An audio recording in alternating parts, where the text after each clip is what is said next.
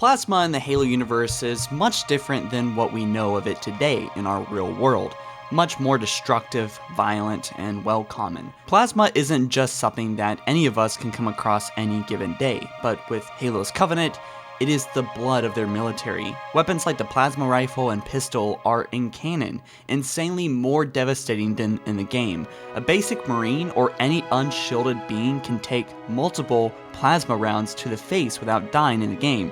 But this is only like this because if the plasma worked as well as it did in the lore, then there would be no point in playing. Basically, plasma is extremely lethal. People would be getting melted in half, left, and right, and that wouldn't work so well in making an enjoyable and balanced game. But the really big question here is that I've always had, and maybe a couple of you guys, is why haven't the Covenant just used bullet projectile based weapons like the UNSC? Obviously they work so much better for so many reasons, especially on the battlefield, right?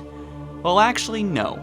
So today we're going to be cracking open the question, why does the Covenant use plasma instead of projectile-based weapons? It's going to be a fun one, guys. Let's go ahead and get into it.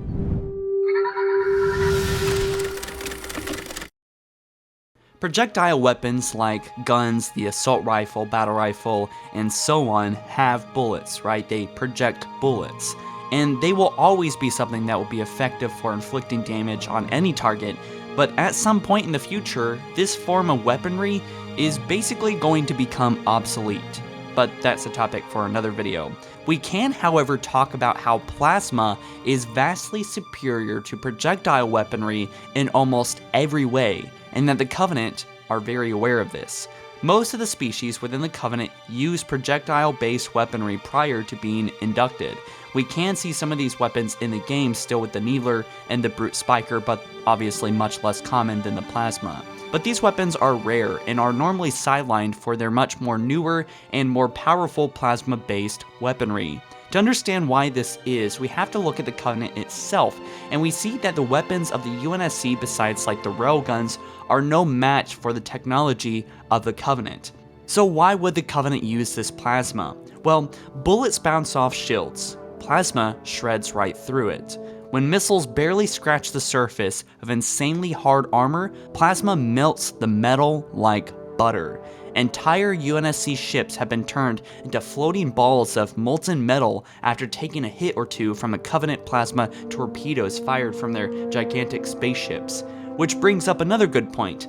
Plasma can be shot from weapons as small as a plasma pistol or as large as guns on a capital ship, literally being able to be fired from sources of all shapes and sizes, allowing for much variety and scale of power in the Covenant armadas, much like missile or bullet-based technology, but much more effective on impact. Harvesting plasma, at least in Halo lore, is also something that is much more simpler than the process of making a bullet, as long as you have the right technology for it, right? Plasma is found in abundance in stars and certain gas planets, so an advanced group like that of the Covenant have plenty of access to plasma supplies. It's still a pain in the ass, but involves much less steps to produce than the standard ballistic rounds that we would see with the UNSC.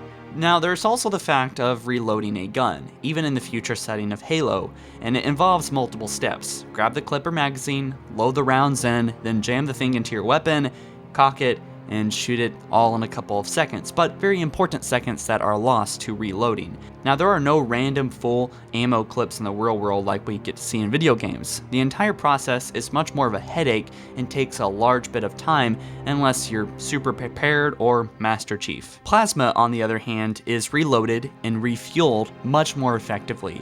The Covenant would use simple charging stations where soldiers would load their gun, power source into it, wait a bit, and then bang, their weapon was ready to go. Now, the amount of charge that we see in the games is also way less than what would have been in reality, right, in the real Halo universe in the Halo lore.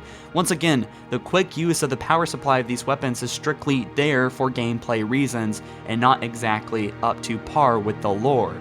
In the lore, a single plasma weapon could last a whole day's worth of battles before it would need to be recharged, something that gave the Covenant a massive advantage time after time again.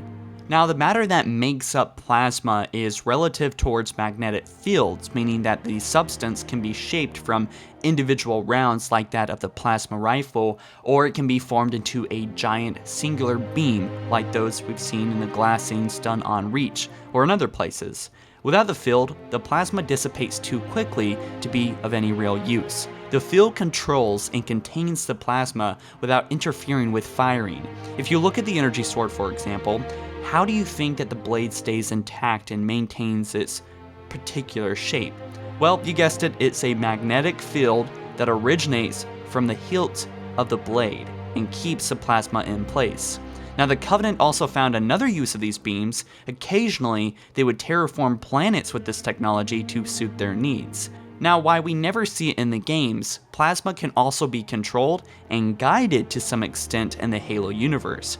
If you read some of the books, then you probably come across a few space battles where the Covenant would fire plasma torpedoes that could guide towards a target over thousands of miles.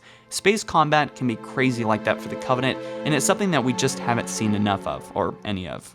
So basically, in a nutshell, plasma is much more lethal, much more dangerous, much more terrifying than, let's say, a bullet wound. I mean, when plasma hits something, it melts it, right? In a lot of situations. And of course, we don't really see this happen in the games per se, but you know, what we see in the lore is much more, well, terrifying. Plasma is a very powerful weapon, and what we've seen in the games don't take it too seriously because there is a whole nother side to it that has been balanced by Bungie in 343, but plasma is very, very lethal, alright? On this very day, cool thing is, scientists here in 2018 are studying ways to be able to control and use plasma, and with small successes happening a little bit here and there. Now, while we are probably centuries away from being able to control plasma like the Covenant has, there is no denying that it may be possible in the future. Again, this is just sci-fi, but hey, it's pretty cool to think that one day we might replace our own weaponry with, well, I don't know, plasma, right? Pretty cool stuff. So anyways, guys, what do you think? Do you want to hear more about the lore and the things that we've always seen but didn't really know the truth of in videos like this? Did you enjoy this video? Do you want to see more of it?